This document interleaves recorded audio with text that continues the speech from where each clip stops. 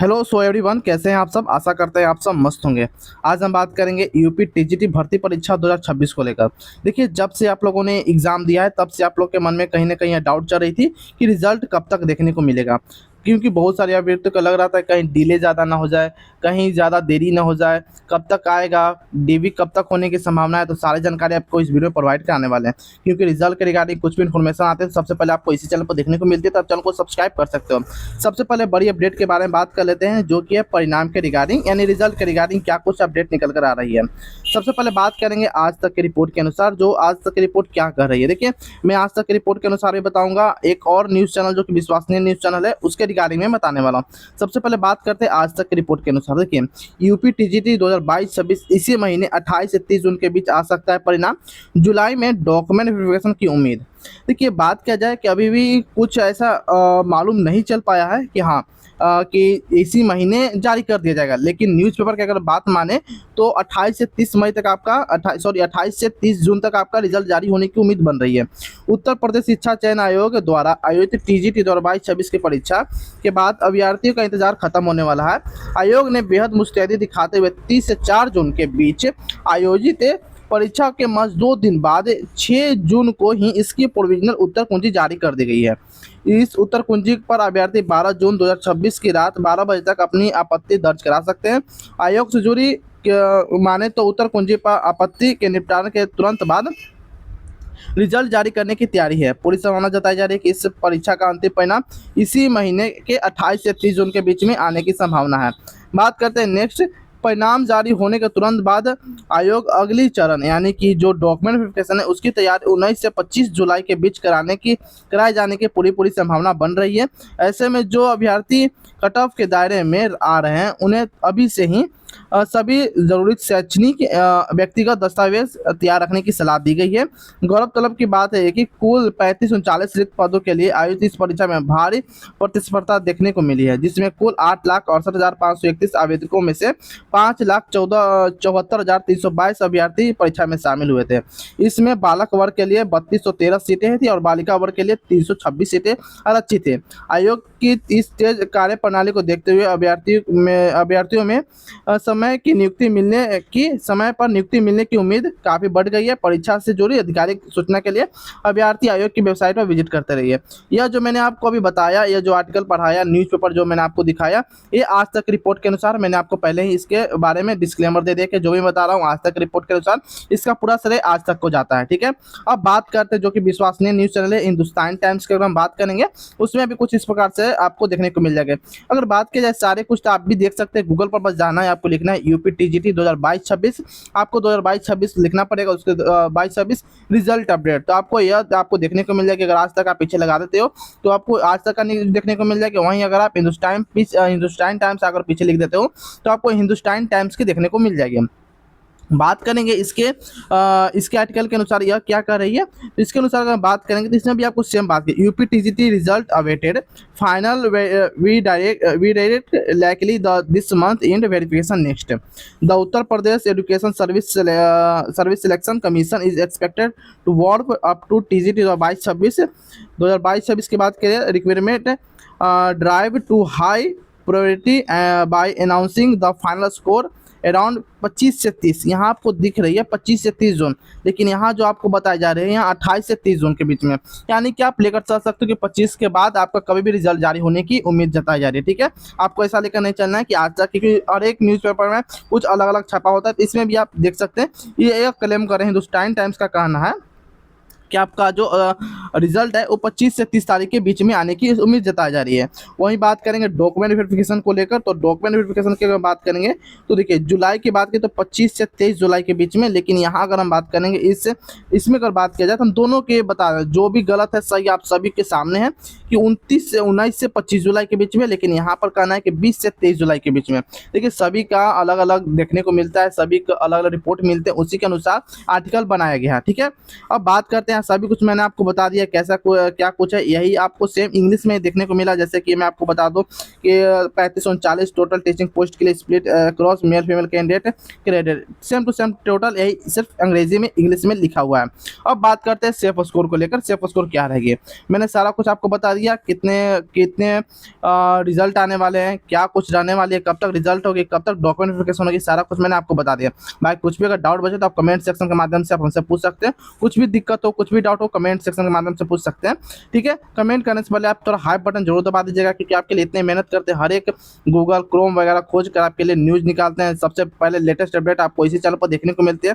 तो चैनल को भी आप सब्सक्राइब कर सकते हो भाई, क्योंकि सबसे पहले आपको इसी पर देखने को मिल जाती है, चाहे वो रिजल्ट के रिगार्डिंग हो, डीबी के रिगार्डिंग हो, कुछ भी हो दिक्कत, कुछ भी नोटिफिकेशन आती है, सबसे पहले आपको इस चैनल पर देखने को मिलती है। अब बात करते हैं सेफ स्कोर को लेकर, तो बाकी सभी कुछ आप सभी को मालूम चल गया होगा, कितने लोगों ने फॉर्म भरा है, किस सब्जेक्ट में कितने लोग फॉर्म भरे गए, क्या कुछ रहा है, ये सब अब जानकारी देने की कोई बात नहीं है। अब आगे बढ़ते हैं, क्योंकि मैंने 2-3 वीडियो पहले भी इसका सारा कुछ बता दिया, कितने लोगों ने फॉर्म भरा है, क्या कुछ हुआ है। अब बात करते हैं कट ऑफ के रिगार्डिंग। सबसे पहले बात करेंगे इंग्लिश के। इंग्लिश में अगर आप जनरल से है तो 92 से 95 क्वेश्चन तक आपका सही है तो आप सेफ हो। वहीं बात करेंगे ओबीसी के लिए 88 से 91, एससी के लिए 84 से 87 और एसटी के लिए 80 से 83 क्वेश्चन सही है तो आप सेफ हो। फीमेल कैंडिडेट की अगर हम बात करेंगे तो जनरल से 89 से 92, ओबीसी 85 से 88, एससी 81 से 84। हिंदी की बात करेंगे तो मेल के लिए जनरल से 96 से 99, ओबीसी 92 से 95, एससी 86 से 89 और एसटी की बात करेंगे तो 81 से 84। फीमेल कैंडिडेट की वही बात करेंगे तो फीमेल कैंडिडेट के लिए आपको कम से कम जनरल से अगर 93 से 95 क्वेश्चन तक सही है तो आप सेफ हो। ओबीसी के लिए 89 से 92 और एससी के लिए 83 से 86 क्वेश्चन। वहीं गणित की बात करेंगे तो जनरल के लिए आपको 88 से 92, ओबीसी 84 से 87, एससी 80 से 83 के अप्रोक्स में। वहीं बात करेंगे फीमेल के लिए तो फीमेल कैंडिडेट के लिए अगर आप जनरल से हो तो 85 से 88 क्वेश्चन तक आपका सही है तो आप सेफ माने जा रहे हो, डॉक्यूमेंट की तैयारी कर सकते हो। मैंने आपको पहले ही बता दिया कि डॉक्यूमेंट क्या क्या लगेगा, जितने भी आपके बेसिक एजुकेशन क्वालिफिकेशन का जितने भी डिग्री है सारा कुछ आपको देखना होगा। आप 10, 12, आधार कार्ड, पैन कार्ड, पासवर्ड, सब सारे बेसिक आपके डॉक्यूमेंट है, ये सभी कुछ आपको पक्का रखना होगा। कहीं भी स्पेलिंग मिस्टेक है तो अपना कुछ सुधारने की व्यवस्था में लग जाइए, ठीक है। अगर इतना क्वेश्चन सही है तो ओबीसी की बात किया जाए तो 82-84, एससी के लिए 80 से 82। सामाजिक विज्ञान की बात किया जाए तो मेल के लिए 97-100, ओबीसी के लिए 93 से 96, एससी के लिए 88 से 91 और एसटी की बात करें तो 82 से 85 के अप्रोक्स में आपको देखने को मिल जाएगी। वहीं बात करते हैं फीमेल जनरल को लेकर सामाजिक विज्ञान में यानी कि एसटी में तो 94 से 97, ओबीसी 90 से 93 और एससी 84 से 87 के अप्रोक्स में। चलिए संस्कृत की बात करते हैं। संस्कृत में अगर आप जनरल से हो तो अगर 96 से 99 क्वेश्चन तक आपका सही है, यानी कि आप राउंड फिगर में लेकर चल सकते हो। अगर आपका संस्कृत सब्जेक्ट है, आप जनरल से हो तो 100 क्वेश्चन तक आपका सही होना ही चाहिए। ओबीसी 92 से 95, एससी 87 से 90। जनरल के फीमेल की बात करेंगे तो 93 से 95 क्वेश्चन तक राउंड फिगर में आप लेकर चल सकते हैं। ओबीसी 89 से 92 और एससी के लिए 83 से 86। शारीरिक शिक्षा की बात करेंगे तो शारीरिक शिक्षा में यानी कि फिजिकल एजुकेशन में मेल के लिए जनरल से अगर 95 क्वेश्चन तक अप्रोक्स अगर आपका सही है राउंड फिगर में तो आप सेफ हो। वही बात करेंगे ओबीसी तो 92, 90, 92 के अप्रोक्स में क्वेश्चन सही हो पा रहा है तो आप सेफ हो। एससी के लिए 83 से 86। बहुत सारे कैंडिडेट को लग रहा होगा कितना ज्यादा कट ऑफ कैसे जा सकती है, या बहुत सारे कैंडिडेट को ये भी लग सकता होगा कितना कम कैसे है।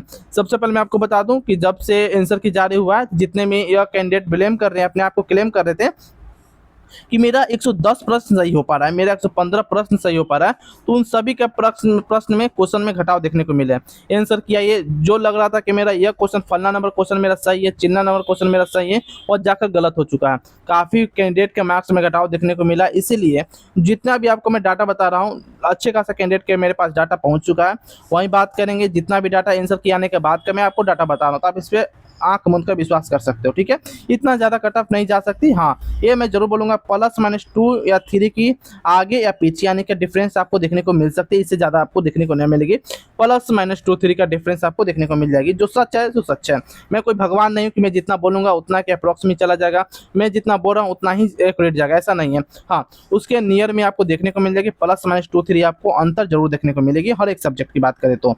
वहीं बात करेंगे फीमेल के लिए तो 90 से 93, ओबीसी के लिए 86-89, एससी के लिए 81 से 84। आगे बात करते हैं विज्ञान को लेकर, तो अगर आप जनरल से मेल हो तो 86-89, ओबीसी 83-86, एससी 80 से 82। फीमेल के लिए बात किया जाए तो जनरल के लिए 83-86, ओबीसी 81 से 84 और एससी के लिए 80 से 82 विज्ञान के लिए। वहीं बात करते हैं गृह विज्ञान को लेकर तो मेल के लिए जनरल से 94 से 97, ओबीसी 90 से 93, एससी 85 से 88। फीमेल की बात किया जाए तो जनरल के लिए 91-94, ओबीसी के लिए 87 से 90 और एससी की बात करें तो 82 से 85 के अप्रोक्स में देखने को मिल जाएगी।